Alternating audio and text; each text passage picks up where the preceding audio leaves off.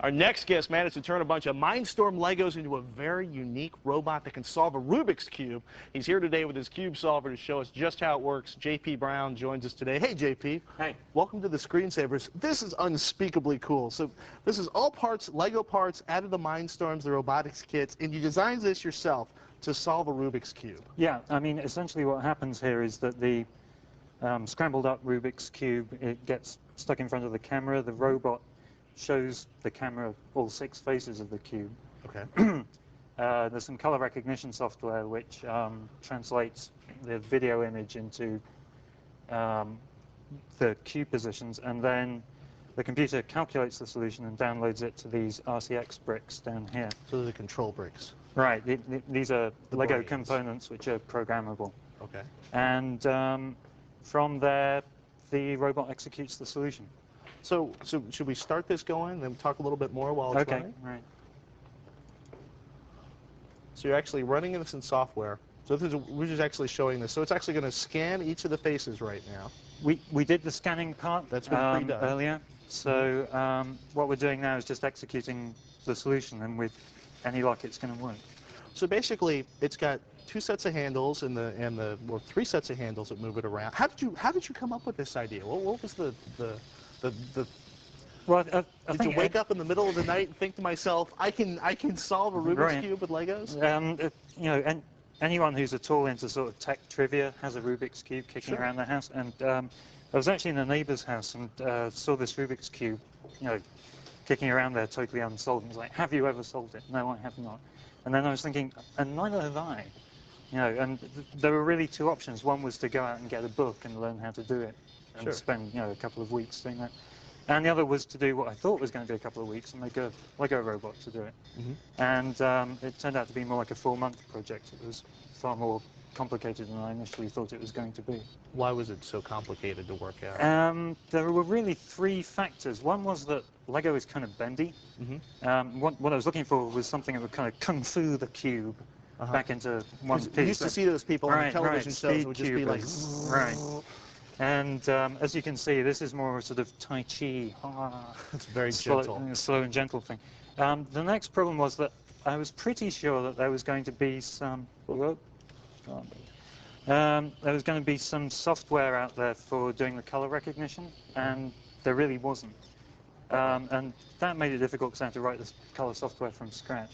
And then secondly, the Lego camera is not, you know, it's a great little webcam, but it's not an industrial unit. You know, and it turns out that the thing that determines whether video color recognition works really well is the quality of your camera. Got it. So, because you can see where it's like, that's supposed to be orange. Right. Those are white, and some of the yellows are a little funky too.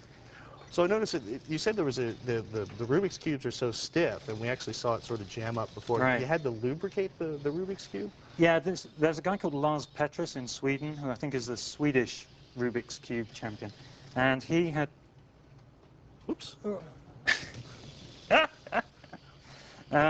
He had done this speed cubing page where he'd given all kinds of tips for loosening up cubes. And indeed, apparently the new cubes are stickier than the old cubes, but I'm not sure whether this is just people have had their cubes for so many years that they've got nice and worn in. So you actually levered them open, torqued them open. Yeah, I had to do that. It's kind of interesting how the Rubik's Cube is built, and it's essentially a spider of 6 pins. Almost looks like a jack. Right, exactly, like from a game of jacks. And those things are held in place and tensioned under springs. And to get the springs loose enough, I kind of ram some plastic knives in there between the faces of the cubes and leave it overnight. It was kind of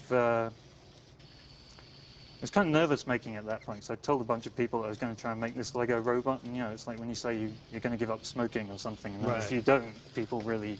Everybody's sort of edging on you. When are you going to do it? When are you going to do it? Giving it a hard time. So how long in all did it take to do the whole, from conception to actually solving your first cube?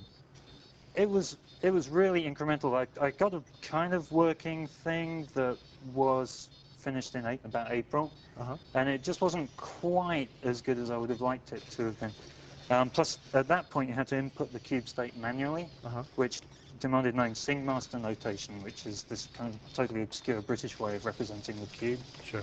I wanted something that was a little bit more general than that, so I had to write this color recognition software, as I think I said, from scratch.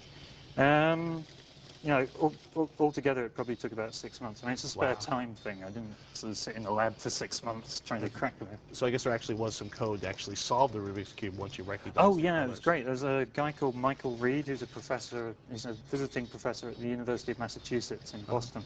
And some suboptimal code that he'd sent someone turned up on the web. Apparently he didn't know this was on the web until I contacted him. It had been posted on an FTP site that I didn't know. But I'd taken that and then ported it to essentially to Visual C, Sure. to make an OCX. Because what I wanted was some kind of software that everyone could... We've actually already got one side is spaced. It looks like about to be 2 sides. Is it almost done? Yeah, I think it's almost done. So it's just going to have to change it into an orientation where it can get to these 2 slices. So we're going to finish that off. Ladies and gentlemen, we're going to check back in a couple minutes to see if the Rubik's Cube status right after the break. In the meantime, check our website at thescreensavers.com for JP's detailed account of how he made Lego Mindstorms into the Cube Solver, because you can do it too. And you know what? If you're a student or an instructor, when you like to become involved in cable in the classroom, please email us at cic@techtv.com or visit us on the web at www.techtv.com.